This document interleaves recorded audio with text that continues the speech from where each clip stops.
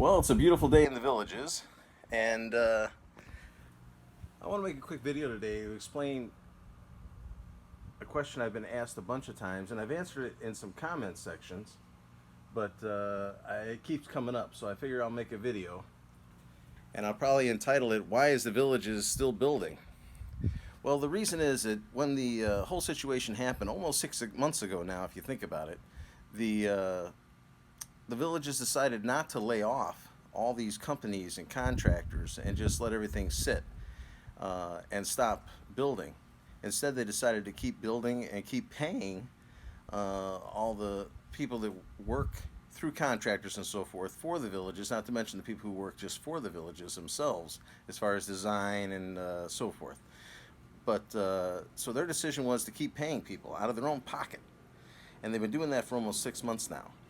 And then to try to recoup their money later. Normally, the villages is about a half a village ahead. If they're working on Finney and it gets to the point where they're coming toward the end, they jump into DeSoto.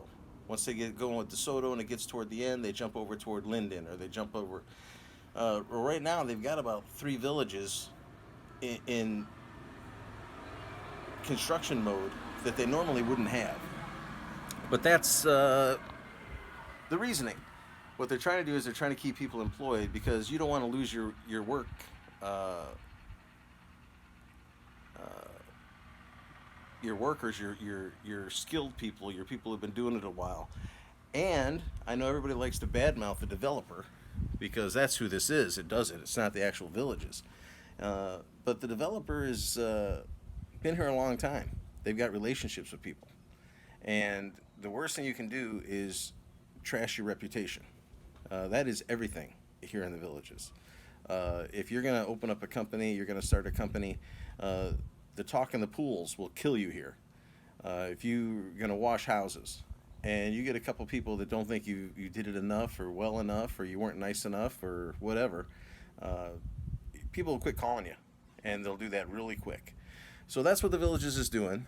They're continuing to build because they want to keep these workers here. The last thing they want to do is have their people move on. And so that's what's going on. So there's a lot of inventory. They're taking a hit. But I think a lot of people, after this corona thing settles down, and I've talked to some guys at my old police department, and they say that there's guys retiring that weren't planning on it because they're just like fed up. They're forget it. I'm going to go start the good life. I think they've got an idea, or they've seen that sometimes you don't make it to retirement. Sometimes you don't make it to a full retirement. And why put it off? We've all heard stories about the guy who retired and 6 months later had a heart attack. All right, that's the story.